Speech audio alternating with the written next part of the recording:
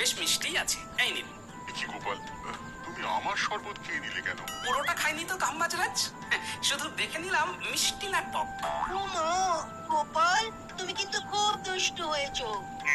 কোনো ব্যাপার না, আমি আবার শরবত করে আনছি। থাক, আর লাগবে না। তাহলে আমি বাকিটাও খেয়ে নিচ্ছি, ভালোই হলো। জলের দরে ফলের রস, ইয়ে মানে ওই বিনামূল্যেই হয়ে গেল। ওসব বাজে কথা রেখে যেটা বলতে চাইছিলে সেটা বলো। গোপালের শুধু বাজে বকিতং বকিতং। আমরা চারজন আপনার রাজ্যের 4টে বিষয় সম্পর্কে জানতে এসেছি। আমি অন্ন, বিজ্ঞানী বাসস্থান, সভাকবি বস্ত্র আর পণ্ডিত শিক্ষা সম্পর্কে জানবো। ও এই ব্যাপার, তা এই ব্যাপারে যে বা যারা তোমাদের সহযোগিতা করবে তাদের সাথে কথা বলিয়ে দেবো। উফ, তাহলে তো ভালোই হয়।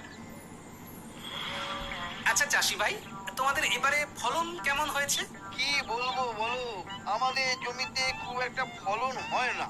যা হয় তাতে নিজেদের সংসারে দুবেলা দুমুঠো খেয়ে পরে বাঁচতে পারি আর কি। আর তোমাদের রাজাকে খাজনা দিতে হয় না?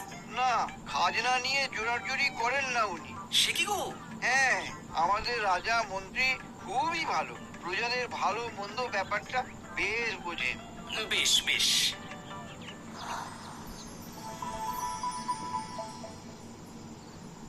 মা, তোমরা কত শাড়ি বুনছো গো? শাড়ির তেমন বিক্রি নেই গো, আগে তো লোকজন খেয়ে পরে বাঁচবে। তাহলে কি করো তোমরা? সংসার কি করে চলে?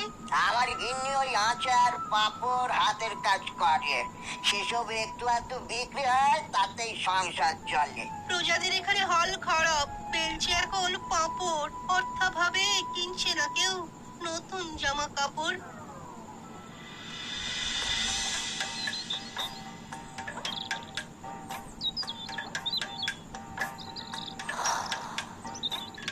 আচ্ছা, সেই জন্য খাম্বাজ রাজ্যে নতুন বাড়ি